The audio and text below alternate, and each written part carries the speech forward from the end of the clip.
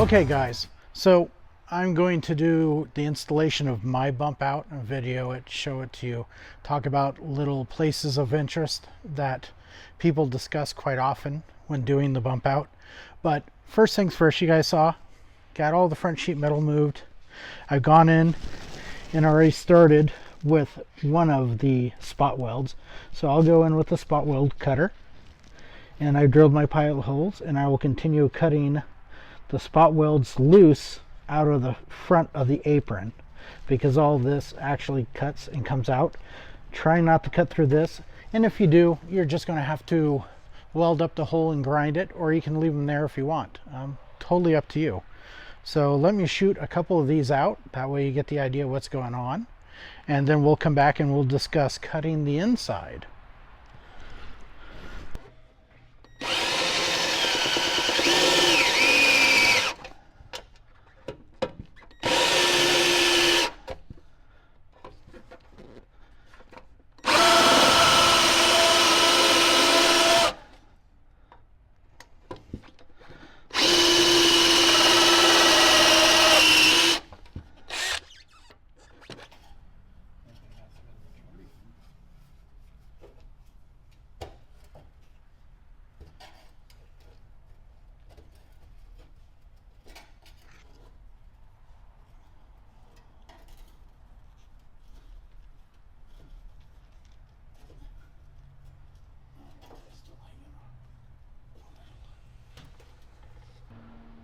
All right, so we're going to try to take it out with a plasma.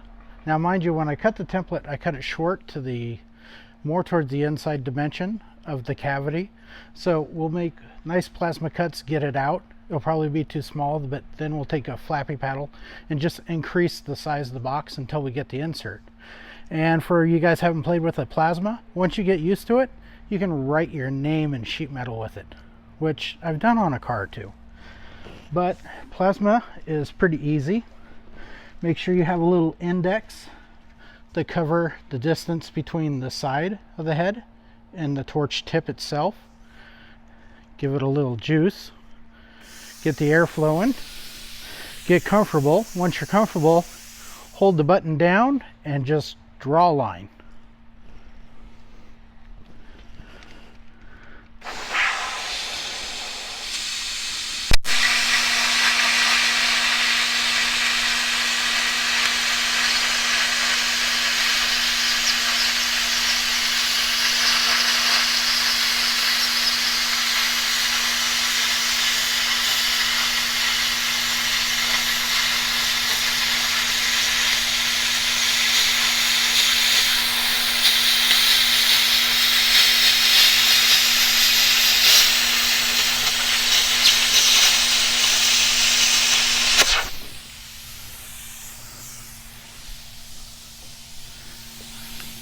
And pop this loose so you guys can see what you get.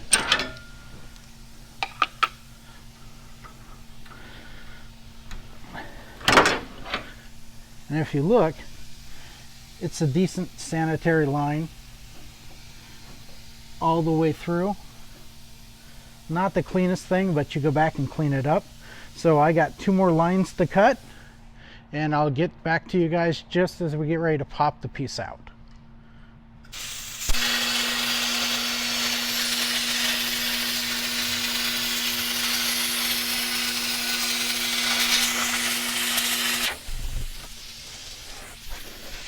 I cannot do that.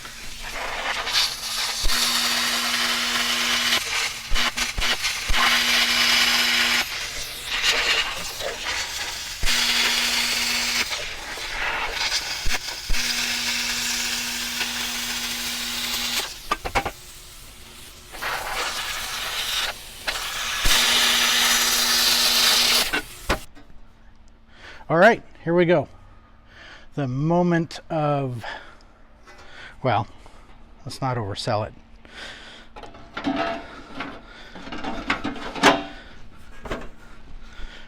Ooh, pretty close. Pretty close.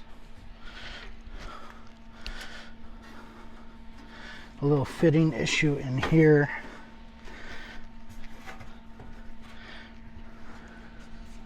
So here's the thing I was worried about. This little piece of meat right here.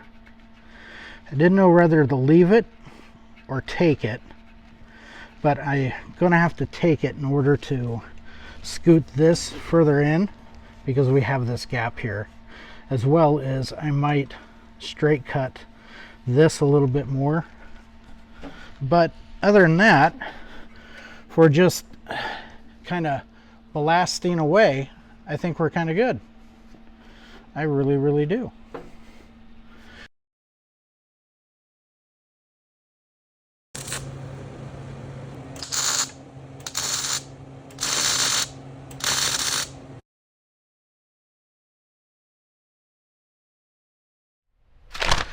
As long as Steve don't mess it up. So hey, back at the Fairlane. So we're doing the whole air system and bump out and stuff in parts. I'm gonna make the air tubes kind of their own video because there's a little bit of detail to go over. If you follow the Kreitz instructions, it's pretty much the easiest thing to do, which is kind of weird. But if you follow their instructions, this is how they tell you to get the tubes in.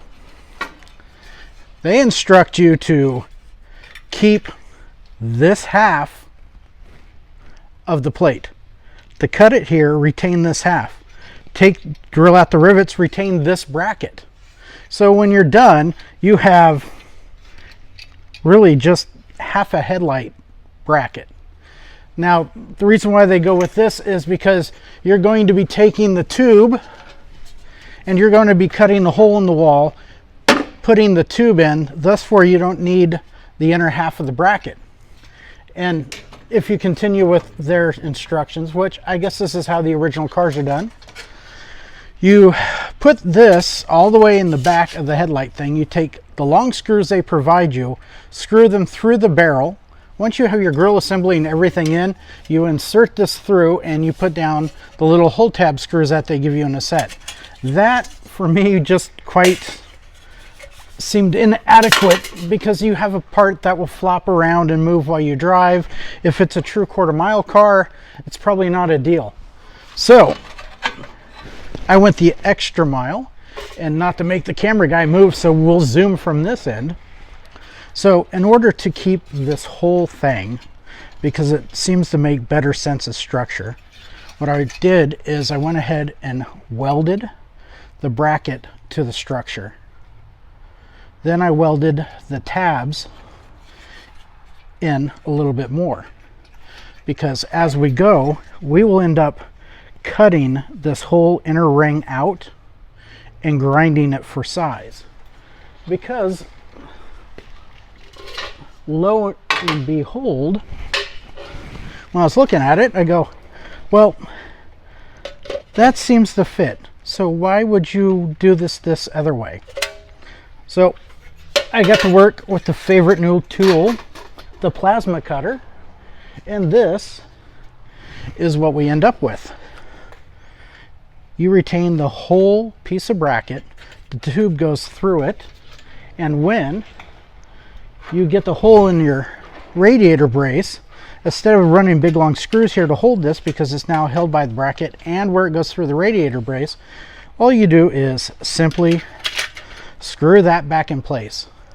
And you never have to worry about the tube migrating anywhere.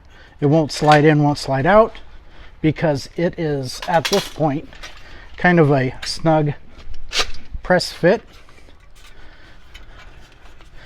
And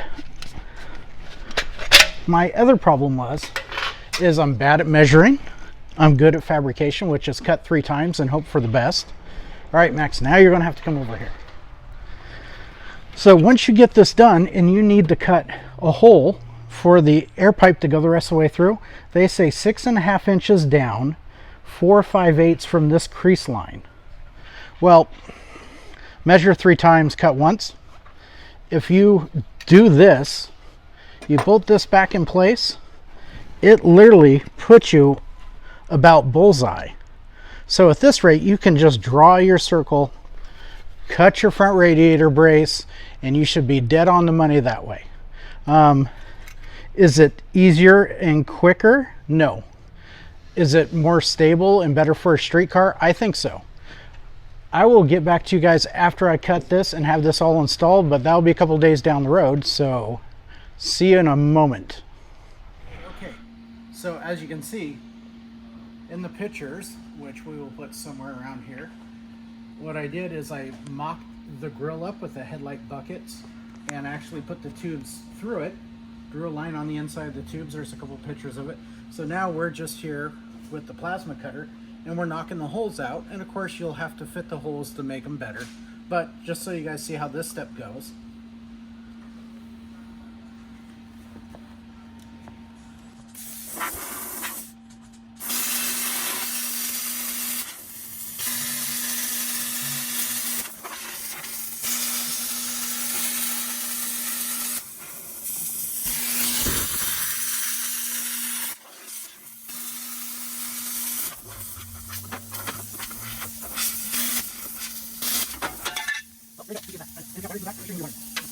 Okay, after about 20 minutes of fine grinding, if you cut the hole rough, cut it at 6 inches.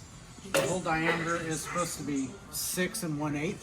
So cut it 6, grind your way back into 6 1/8 so you can put the welting in, or you can fit them snug like I did because I don't want to run the welting. But after some grinding time, we are in. And when these are actually in the car, they actually sit out about there. So there you go, guys. That is the getting the hole through the radiator brace part. All right, guys. So it's in, for the exception of being painted. We did a little body work to clean up the seam. I tried to make that a little teardrop, but you know, hey. But for the most part, that wraps up the installation of the bump out. Be prepared, there is metal work involved like anything, so don't get dismayed. Just keep going at it bit by bit. Remember, it's always great to start with a smaller hole and work your way up until it fits. All right, guys, so there you go. Bump out, done.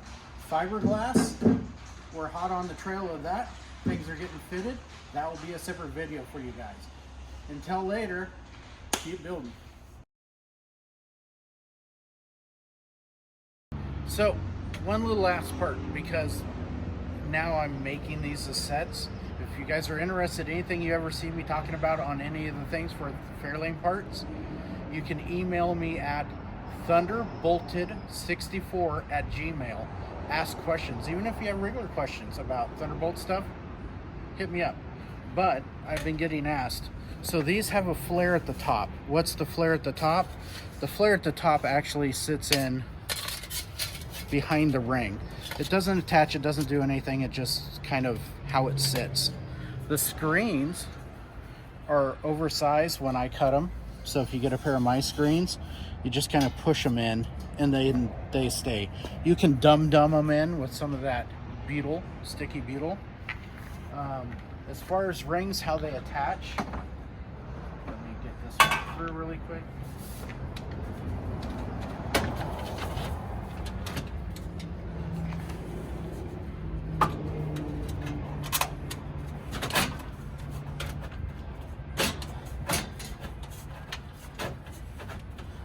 Okay, and as you guys saw earlier in the video, I'm not doing the Kreitz way. I kept this all one piece. But for the rings, right, Kreitz would like to have you drive the screws all the way through here, all the way to the thing to hold it in. But the way I did my headlights, we don't have to deal with this. So the trim ring merely goes back on and the factory screws go back in it. Super simple, super easy. All right, guys. I will see you next time, and always keep building.